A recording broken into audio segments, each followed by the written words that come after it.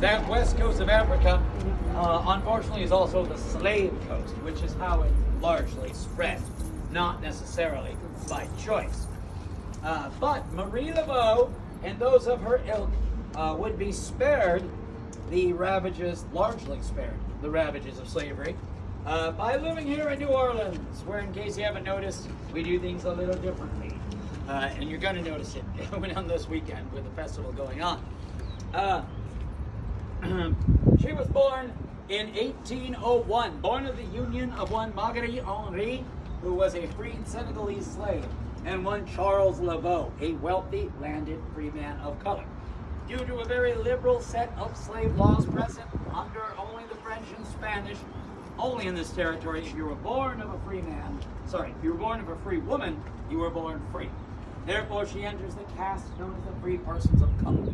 Free persons of color only have, they can move about freely, and she does.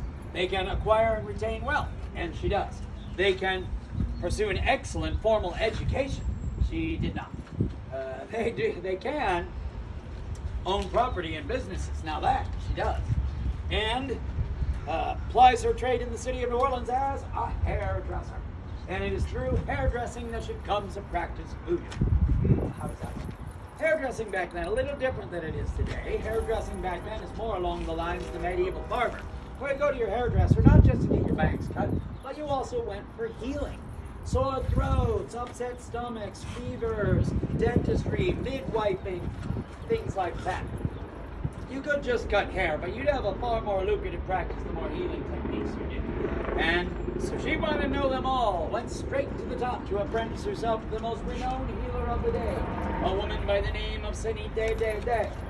Day was known far and wide for her healing acumen, not well known, one of our first voodoo queens. She takes her under her wing and teaches her the healing arts, because that is the number one job of the voodoo priests and priestesses. Above all else, they are healers. And she takes to the healing arts like a fish to water. She just sucks it all up like a dry sponge. She masters everything that's thrown at her. And Day starts to think, no coincidence this.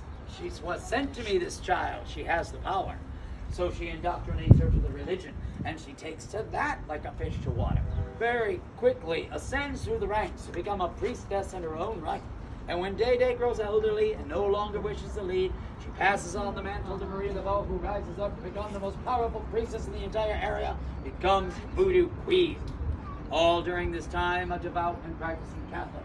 Goes to Mass every day, married in a Catholic ceremony, all children baptized in the Catholic faith, is this day entombed in a Catholic cemetery. Not unusual. You will find most of your practitioners of voodoo are also, or were at one time, Catholic. Voodoo and Catholicism have walked hand in hand for hundreds of years. Where you find one, you find the other. To the extent that when Pope John Paul II visited in 1987, he was speaking to a very large group of gathered people, and he briefly referred to voodoo as our sister religion.